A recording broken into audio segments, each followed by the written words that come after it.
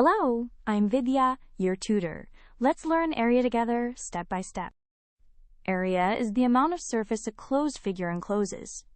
We'll revisit the basic formulas and extend them to trapeziums and general quadrilaterals.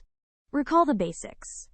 A rectangle is length times breadth, a triangle is half base times height, and a parallelogram is base times height.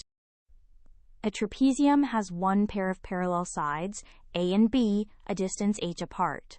Its area is half the sum of the parallel sides times the height, the average of the parallel sides times h.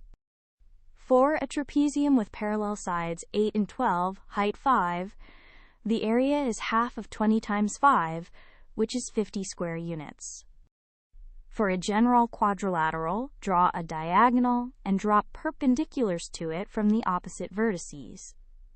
The area is half the diagonal times the sum of those two heights. To recap, know the basic area formulas. A trapezium is half the sum of parallel sides times height, and a general quadrilateral splits along a diagonal. That completes Class 8 Maths. Well done! Great work! Keep learning with Vidya and visit CBSETest.com for free lessons, worked examples, and practice tests.